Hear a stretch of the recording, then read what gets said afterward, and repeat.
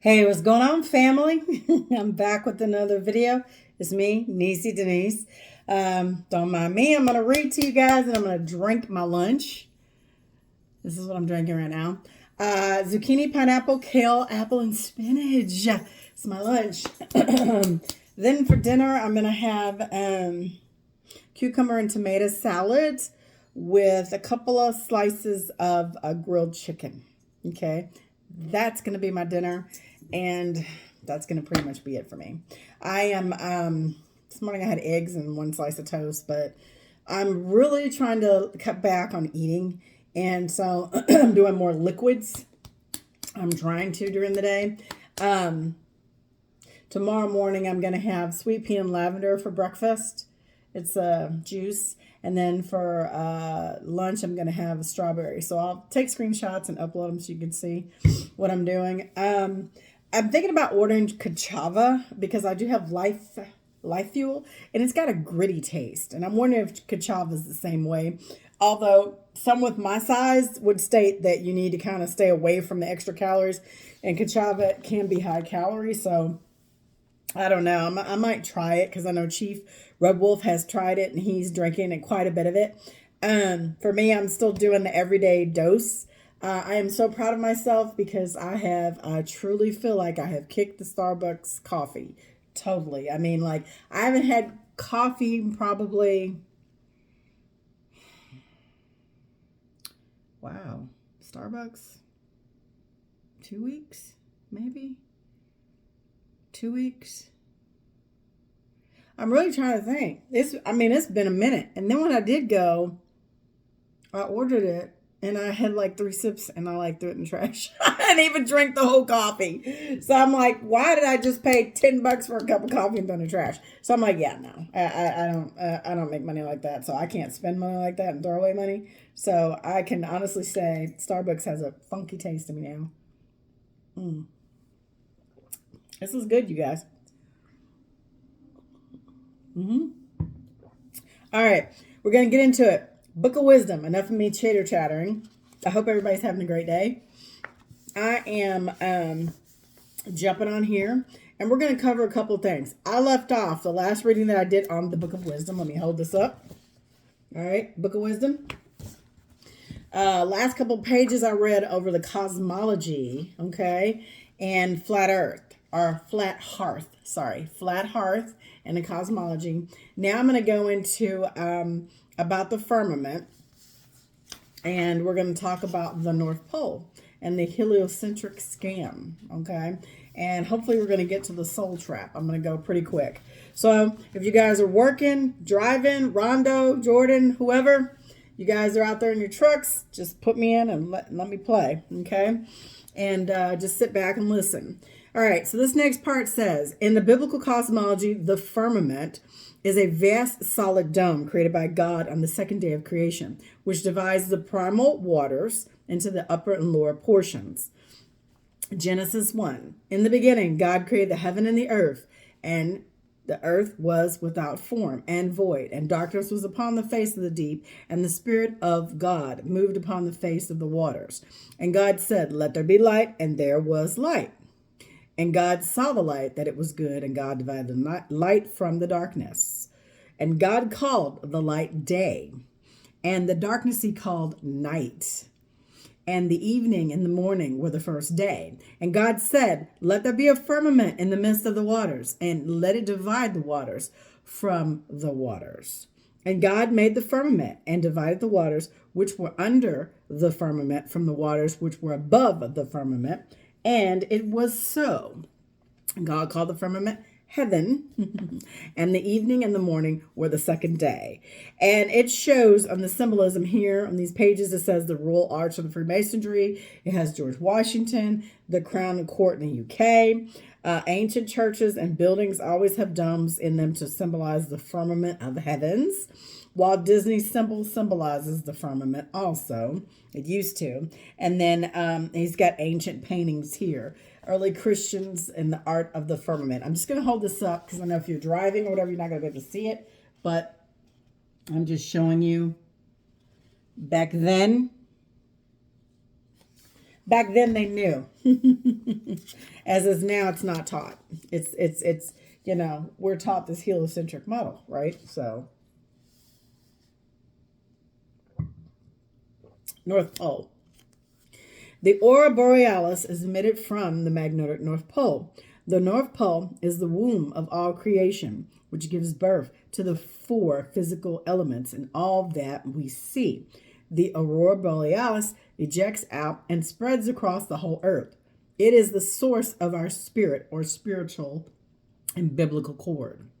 The North Pole spins the stars, moons, sun, ocean, and ether around it, creating it to do circles. Okay. And this is the source of this next quote that I'm coming from. Behind me is the Emerald Tablets of Thoth. It says, deep in the earth's heart lies the flower, the source of the spirit that binds all in its form. Or know ye that the earth is living in body as thou art alive in thine own formed for. The flower of life is as divine our own place of spirit and streams through the earth, as thine flows through thy form. Giving of life in the earth and its children, renewing the spirit from the form unto form. This is the spirit that is form of the body, shaping and molding into its form. 40,000-year-old Emerald Tablets of Thoth talk about the aurora borealis. The Matrix movie also uses the green codes to symbolize the aurora borealis, as it is the codes of source that binds all its forms. According to the Emerald Tablets of Thoth, the northern lights could more than likely be the etheric double behind every physical form, as the Matrix clearly shows in the picture of the left. And then down here, he gives more symbolisms of the emerald line city, symbolizing the emerald green aurora borealis that's coming from the center of the earth. And this is showing the emerald green city. Also, I believe in here, I thought I saw where it had the picture of that magic magnetic mountain in here too. See? So y'all see that? The symbolism. So it says, on the map, it says the pygmy people were believed to be the unusual short people who kept secret teachings about the universe in mythology. The Munchkin land, and the Wizard of Oz is a place of unusually short people, just like the ancient North Pole map. This is clearly truth in plain sight. See, they know. And we're taught that it's mythology, but I would beg to differ, it's true history, okay? They had to destroy everything that once was and create this new fictional narrative that we now have been indoctrinated to, and that some of us are having a hard time letting go of. I mean, Chief spot on about that one. So it says, X marks the spot. Above the North Pole is Polaris, the Big Dipper constellations. Yearly cycle creates the swastika, okay? As above, so below. The swastika could symbolize the four rivers around the Manic North Pole Island, okay? And I believe I showed you guys that the last video. But here it is right here. There's the swastika. Here's the symbolism with the swastikas. It symbolizes the Big Dipper.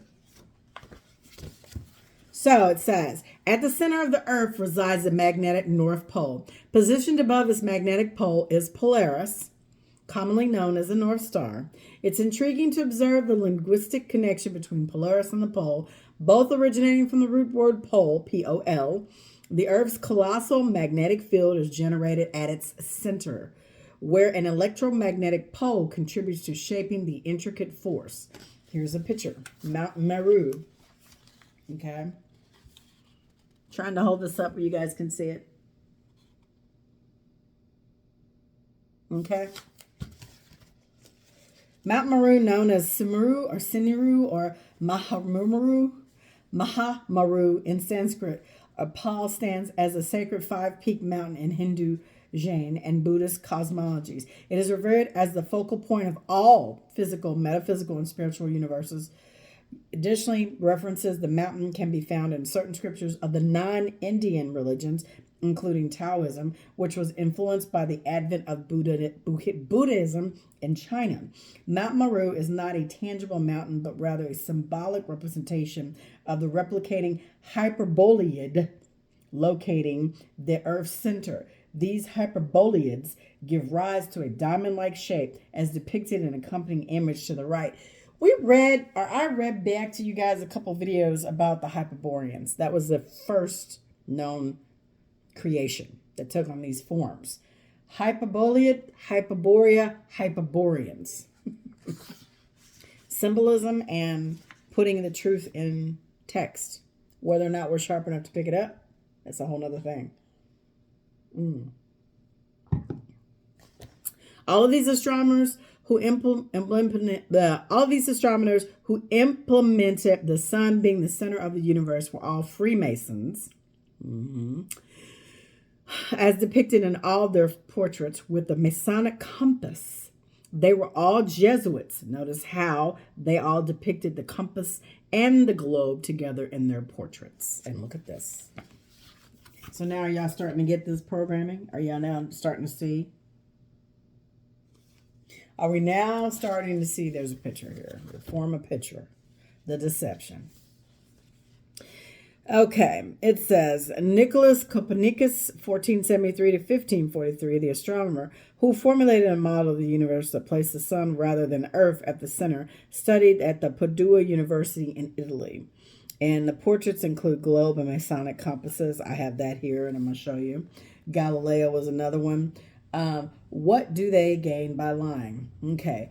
1, to trick you into not trusting your senses, which makes you vulnerable to the program. 2, hiding more land resources, which means everyone will want to move out into fresh land. That's the main thing right there. 3, makes you subconsciously think that you are not created for a purpose and you are just a coincidence. Okay. 4, hiding electromagnetism and the ether that can be used to harness the energy. That's a big one. 5, keeping your mind stuck and locked into a physical universe, what our 5 senses pick up. 6, training your mind and soul in the simulation. Okay, that is what they have to gain by lying to us. Okay, let me get my marker out here. I'm gonna highlight this whole section, because I'm going to repeat that again in another video. I'm going to come back to that point. The trickery is real.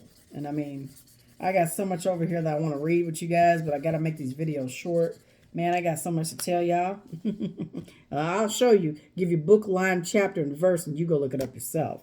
And sorry if my face is shiny. I was outside sunbathing, gazing, and I put natural products on my face, shea butter, coconut oil, that type of thing. Coconut oil is a really good buffer for sunscreen. I don't put that chemical shit on my face. I don't put that stuff on me at all, because I know what they've done to the products and the lies that they've told. I will use natural stuff, right? The reason why they have depicted the heliocentric globe model and the Freemason compass together in their portraits is that it is truth in plain sight. The square and the compass together is the true cosmology of the earth. The square and the compass is Polaris, the North Star at the top, and the sun and the moon opposite of each other below Polaris. The best place to hide the truth is in your face. And look at this. And I'm going to show you. Here it is right here for all you Freemasons out there.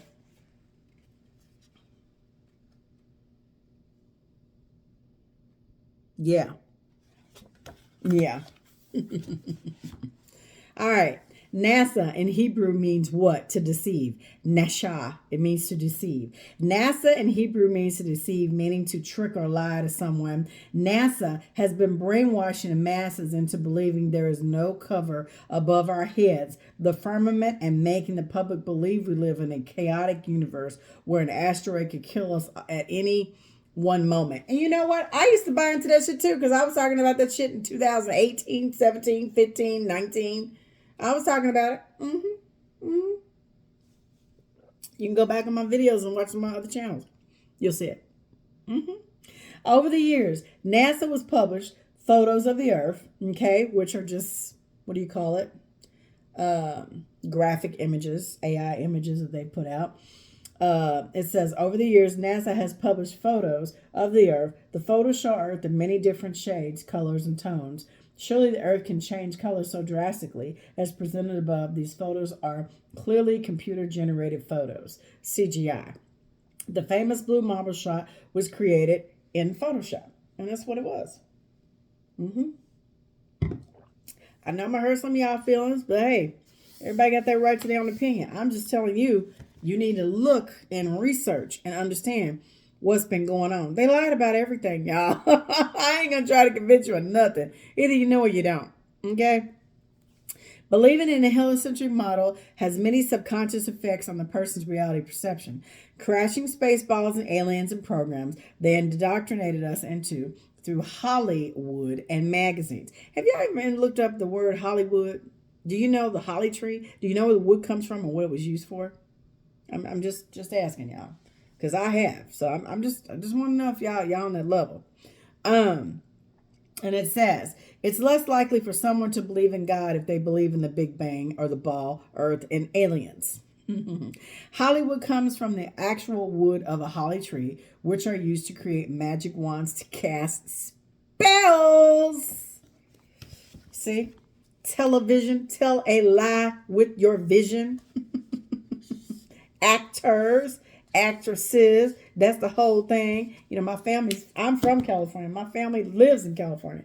My majority of my direct siblings, all of my siblings live there. I'm the only one who lives here in Texas. I don't know, the glam, the glitz, I don't know, it's all fakeness. It's all illusion. And some people like it. I just don't. I don't want to deal with that shit. And so I'm where I need to be.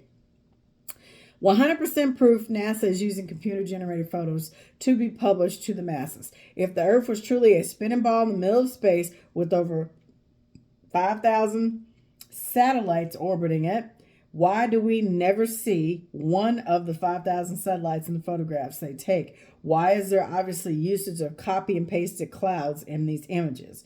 They are deceiving the masses to hide the true cosmology of the divine creation, which traps souls within the thin layer of reality. Werner von Braun was a Nazi scientist, came here and set up shop.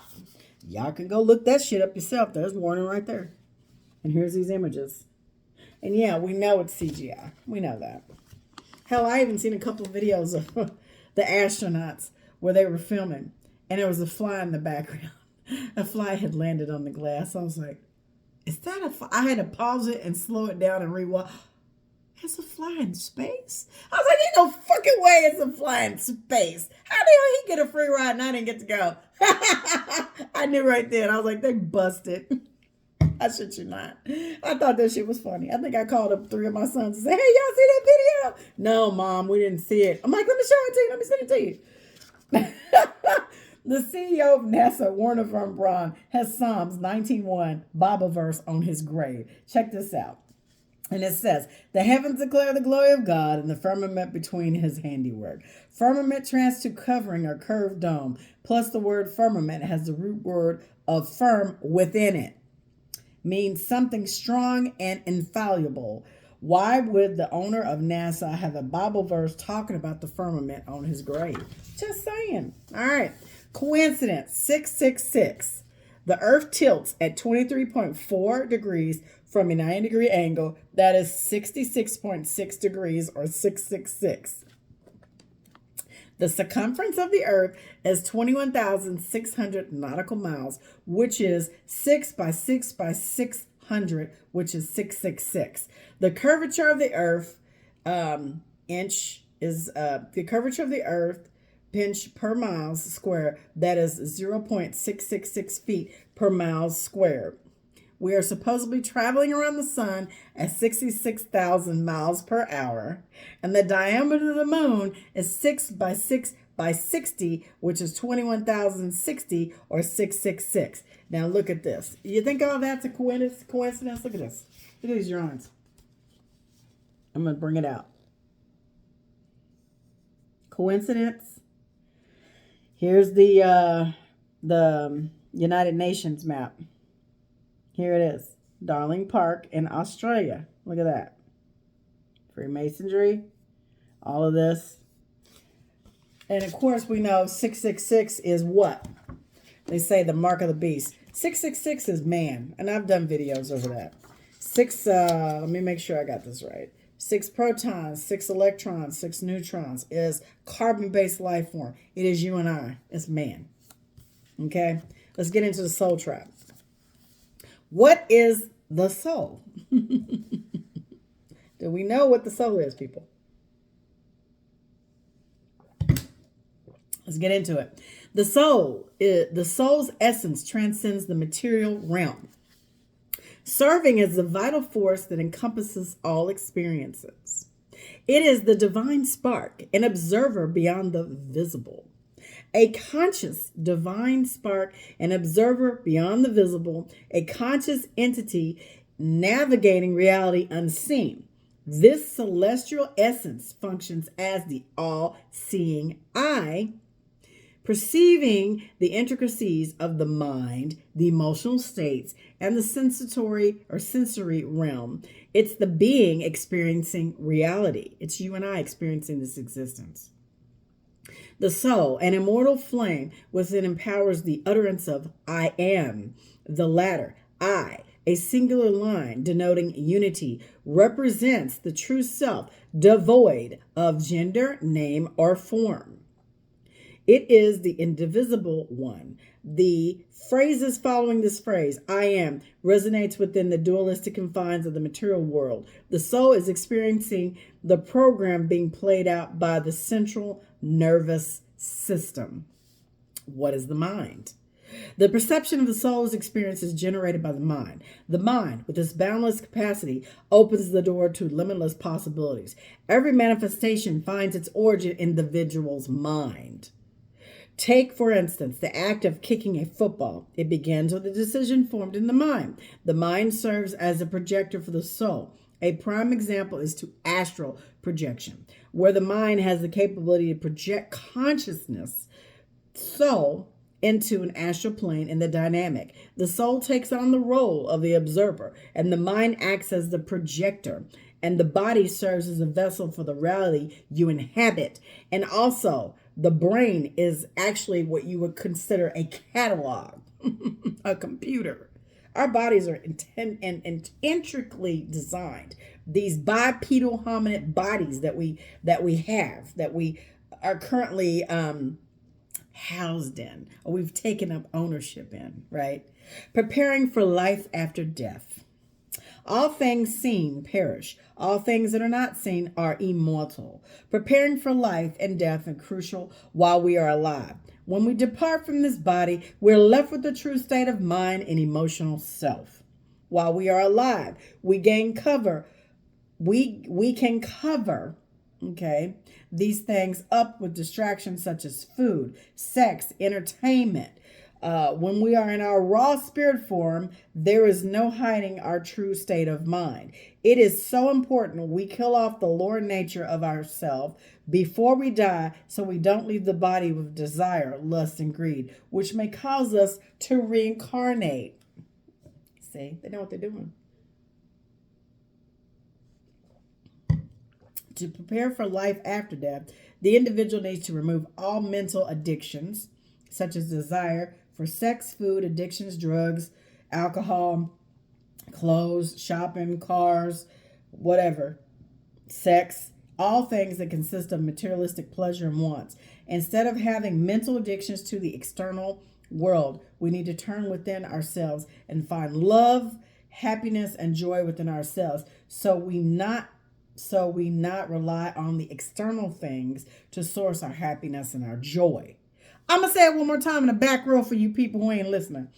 To prepare for your life after death, the individual needs to remove all mental addictions such as desire for sex, food, addictions, whether it be drugs, alcohol, shopping, spending, gambling, all things that consist of materialistic pleasure and wants. Instead of having mental addictions to the external world, we need to turn within ourselves and find love, happiness, and joy within ourselves, so we not rely on the external things to source our happiness and joy.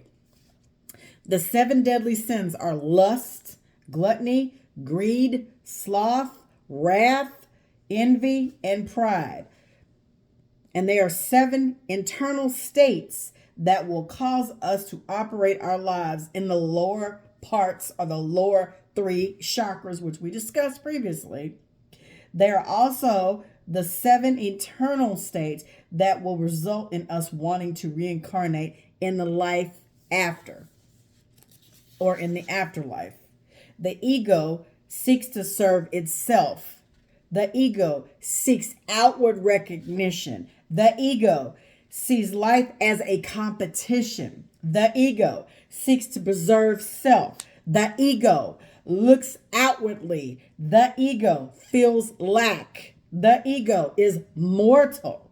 The ego is drawn to loss. The ego enjoys the prize. The ego is caused to pain. The ego seeks to be filled. The ego is me and is you. Soul seeks to serve others. Soul seeks inner authenticity. Soul seeks life as a gift. Soul seeks to preserve others. Soul looks inward. Soul feels abundant. Soul is eternal. Soul is drawn to love. Soul enjoys the journey. Soul, cause of healing. Soul is eternal wholeness. Soul is we. The soul trap. And we might read this again because I think this needs to be read a couple times for this to sink into you all, especially if you have not purchased this book. Soul trap. And we're doing a one-on-one on this one. The entities manipulating this realm are misleading humanity, fostering a distorted perception of reality. A prominent illustration of the manipulation is the concealment of the authentic cosmology of our realm, commonly referred to as Earth. Embracing fallacies, concepts such as the particle universe, intertwined with the heliocentric model, confines to the mind to a narrow belief in a purely materialistic universe. Present-day teachings lead to 90% of the population erroneously identifying themselves solely with the physical body they inhabited. And they got us with the division on that one. We're on the 7th reset. Our ancestors took part and participated, were from Tartary, built all these magnificent buildings around the world. And a lot of my light-skinned brothers and sisters have a hard time accepting that reality. I can say that I've had conversations with some who just really don't believe that. And that's fine. You don't have to believe. It's what you know, right?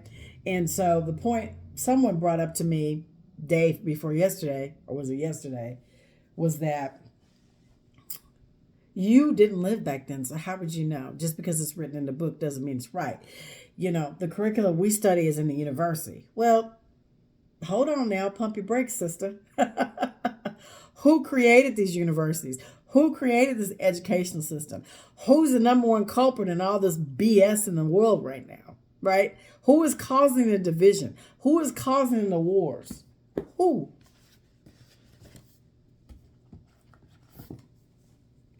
Facts are facts. Benjamin H. Friedman. Let's finish this up because I have one more thing I want to read. That's who. One group of people who's responsible for calling up these things from the deep that our dumbasses did too, right? And they really think they've got a control over these things when they really don't. They have no idea what's coming.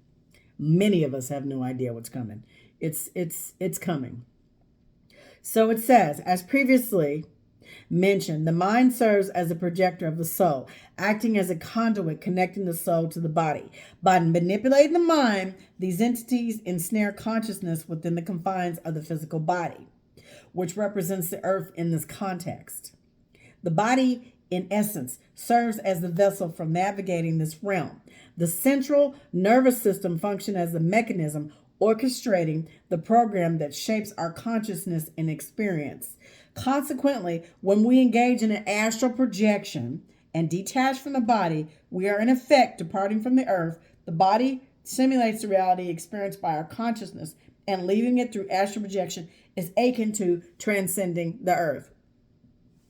Our minds are systematically indoctrinated to hinder access to metaphysical knowledge concerning the multiverse and the alternate realities beyond our current one.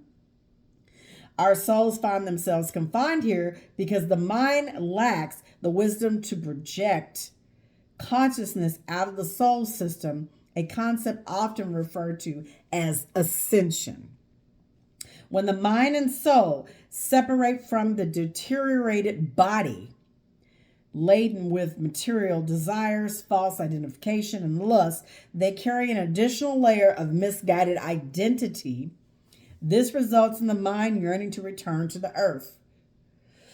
Driven by lingering desires for what it has to offer, religious practices such as Buddhism advocate meditation to reach states of mind devoid of attachment to material possessions so that it would prepare them for death. Achieving mastery over the soul and the mind becomes paramount in the preparing for life after death, where material pursuits cease to exist. Okay? Now, I'm going to stop there because the next chapter is over Saturn. And I want to read this one part. Okay. In the book of Numbers, you will read, in those days there were giants in the land, and we were in our own sight as grasshoppers. And we were in their sight as grasshoppers. This does not mean time in the dim past when man had statues of giants. Today is today, the eternal now, when conditions round about you have attained the appearance of giants, such as unemployed armies of your enemy, your problems and all things that seems to threaten you. Those are the giants that make you feel yourself to be grasshoppers. But you are told you are first in your own sight a grasshopper. Because of this, you were to the giants a grasshopper. In other words, you can only be to others what you are first to yourself. Now, this is twofold because, yeah, there really are giants. But he's digging deeper into the text to explain to you that, again, you can only be to others what you first to yourself, what you first see yourself. Therefore, to revalue yourself and begin to feel yourself to be the giant, a center of power, is to dwarf these former giants and make them grasshoppers. Get it, grasshoppers? All the inhabitants of the earth are as nothing, and he doeth according to his own will in the armies of heaven and among all inhabitants of the earth, and none can stay his hand, nor say unto him, What doest thou? This being, and none can stay in his hand, nor say unto him, What doest thou? This being spoken of is not the orthodox God sitting in the space, but the one and only God, the everlasting Father, your awareness of being. Did y'all get that? So awake to the power that you are, not as man, but as your true self, a faceless, formless awareness, and free yourself from the self-imposed prison, which is the mind. Y'all got that? I am a good shepherd and know my sheep, and I known of mine. My sheep hear my voice, and I know them, and they will follow me. Awareness is the good shepherd. What I am aware of being is a sheep that follow me. So, good a shepherd is your awareness that it has never lost one of the sheep that you are aware of being. I am a voice calling the wilderness of human confusion, for such am I aware of being, and never shall there come a time when that which I am convinced that I shall fail to find me, I am, is an open door for all that I am to enter. Your awareness of being is Lord and shepherd of your life. So, the Lord is my shepherd, I shall not want, is seen in its true light now to be your own consciousness. You could never be in want of proof or lack the evidence of that which you are aware of being. I'm going to say that one more time. I need you to understand this part. You could never be in want of proof or lack the evidence of that which you are aware of being. This being true, why not become aware of being great, God-loving, wealthy, healthy, and all the attributes that you admire, right? Why don't we? It is just as easy to possess the consciousness of these qualities as it is to possess their opposites. And it's the conditioning. Hence, we have not stepped into our truth. We have allowed ourselves to become these things which we have acquiesced to, which are lower vibration, which consume materialistic things, which crave and want attention and love, but yet do not know how to return it, much less receive it. Just saying.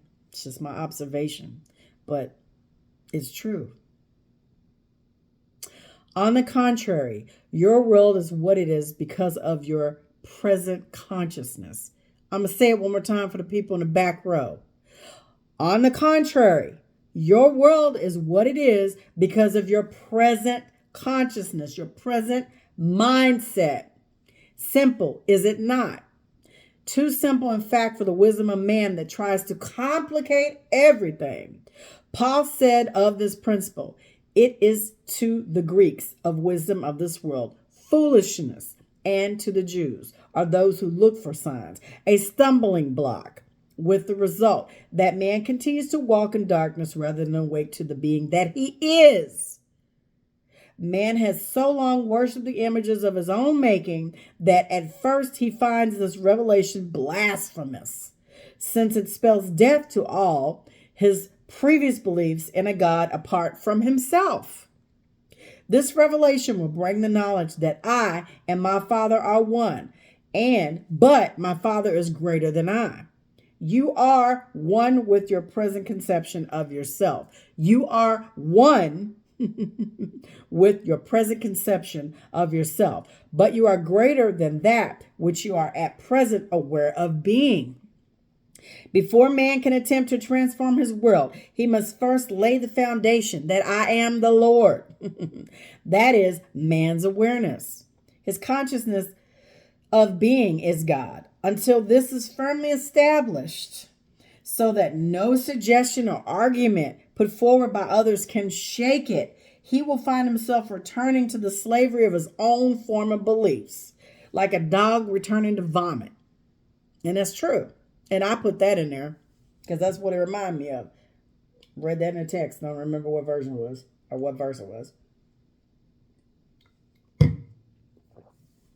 If you believe not that I am he shall die in your sins. That is, you shall continue to be confused and thwarted until you find the cause of your confusion. When you have lifted up the Son of Man, then shall you know that I am he. That is, I, Carolyn Slaughter, do nothing of myself, but my Father, or of that state of consciousness, which I now one with does the works. When this is realized, every urge and desire that springs within you shall find expression in your world. Behold, I stand at the door and knock. If any man hear my voice and open the door, I will come in to him and sup with him, and he with me. The I knocking at the door is the urge. The door is your consciousness. To open the door is to become one with that which is knocking by feeling oneself to be the one thing desired. To feel one's desire as impossible is to shut the door or deny the urge expression. To rise in consciousness to the naturalness of the thing felt is to swing wide the door and invite the one into embodiment. That is why it is constantly recorded that Yeshua left the world of manifestation and ascended unto his Father. Jesus, as you and I, found all things impossible to Jesus as man. But having discovered his Father to be the state of consciousness of the thing desired, he but left behind him the Jesus consciousness, and rose in consciousness to the state desired, and stood upon it until he became one with it. As he made himself one with that, he became that in expression. This is Jesus' simple message to man. Men are but garments that the impersonal being I am, the present that men call God, dwells in. Each garment has certain limitations. Each vessel's bodies have certain limitations. In order to transcend those limitations and give expression to that which, as Carolyn Slaughter, you find yourself incapable of doing, you take attention away from your present limitations or John Smith concept of yourself, let's use that name, and merge yourself in the feeling of being that which you desire. Just how this desire or newly attained consciousness will embody itself, no man knows. For I, or the newly attained consciousness, has ways that ye know not of. Its ways are past finding out. Do not speculate as to the how of this consciousness embodies itself, for no man is wise enough to know the how. Speculation is proof that you have not attained to the naturalness of being the thing desired, and so are filled with doubts. You are told, he who lacks wisdom, let him ask of God, that gives to all liberally and upbraideth not, and it shall be given unto him. But let him ask, not doubting, for he who doubts is as a wave of the sea that is tossed, battered by the winds. And let not such a thing that he shall receive anything from the Lord. You can see why the statement is made, for only upon the rock of faith can anything be established. If you have not the consciousness of the thing, you have not the cause or foundation upon which is erected. A proof of this established consciousness is given you in the words, thank you, Father. When you come into the joy of thanksgiving, so that you actually feel grateful for being received that which is not yet apparent to the senses. You have definitely become one in consciousness with the thing for which you gave thanks. God, your awareness is not mocked. You are ever receiving that which you are aware of being, and no man gives thanks for something which he has not received. Thank you, Father, is not, as it is used by many today, a sort of magical formula. You need never utter aloud the words, thank you, Father. And applying this principle, as you rise in consciousness to the point where you are really grateful and happy for having received the thing desired, you automatically rejoice and give thanks inwardly. It's an eternal process, an internal process. You have already accepted the gift, which was but a desire before you rose in consciousness, and your faith is now the substance that shall clothe your desire. The rising in consciousness is a spiritual marriage where two shall agree upon being one, and their likeness or image is established on earth. For whatsoever ye ask in my name, the same give I unto you. Whatsoever is quite a large measure. It is the unconditional. It does not state if society deems it right or wrong that you ask it, and it rests with you. Do you really want it? Do you desire it? That is all that is necessary. Life will give it to you as you ask in his name. Life will give it to you as you ask in his name. His name is not a name that you pronounce with your lips. You can ask forever in the name of God or Jehovah or Christ Yeshua, and you will ask in vain. Name means nature. So when you ask in the nature of a thing, results ever follow. To ask in a name is to rise in consciousness and become one in nature with the thing desired. Rise in consciousness to the nature of the thing, and you will become that in expression. Therefore, what things soever ye desire, when you pray, believe ye receive them, and you shall receive them. Praying, as we have shown you before, is recognition. The injunction to believe that you receive is first person or present tense. This means that you must be in the nature of the thing asked for before you receive them. To get into nature easily, generally amnesty is necessary. We are told, forgive if ye have aught against any, that your Father also which is in heaven may forgive you. But if you forgive not, neither will your Father forgive you. This may seem to be more personal, God, who is pleased or displeased with your actions, but this is not the case. Consciousness being God, if you hold in consciousness anything against man, you're binding that condition in your world. But to release man from all condemnation is free yourself so that you may rise to any level necessary. There is therefore no condemnation to those in Christ Yeshua.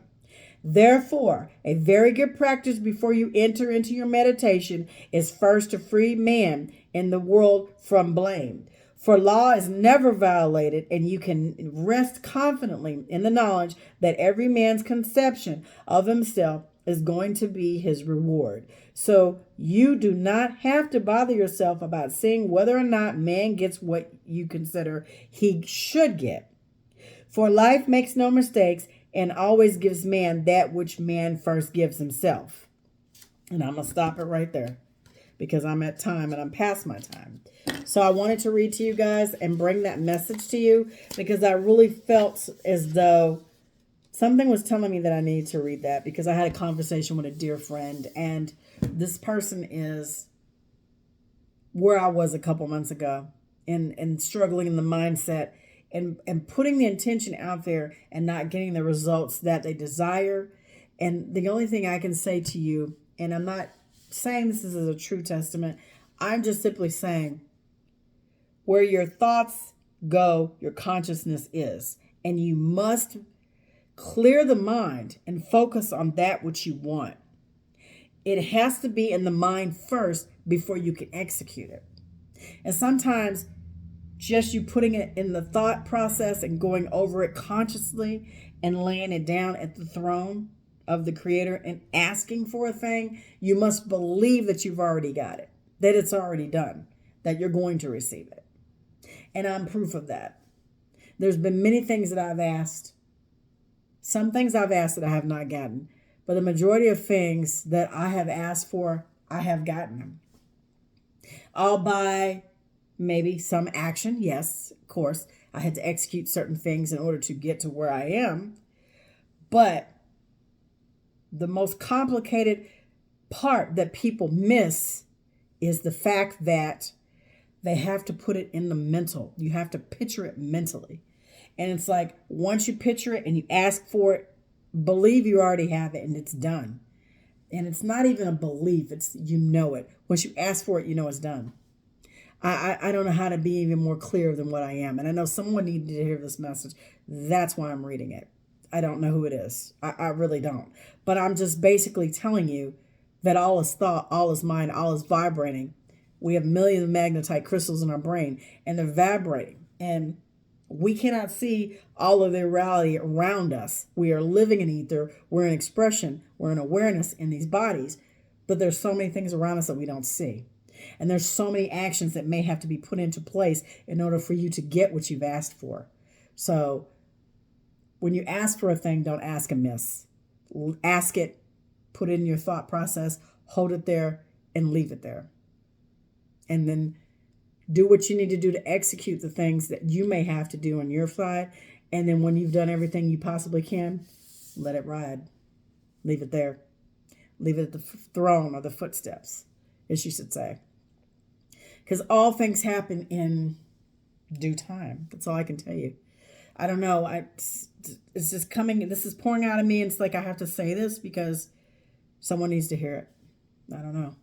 Anyway, thank you for joining me. I'm sorry I went a little over today, 20 minutes over, but I wanted to read from the Neville Goddard collection and the Book of Wisdom.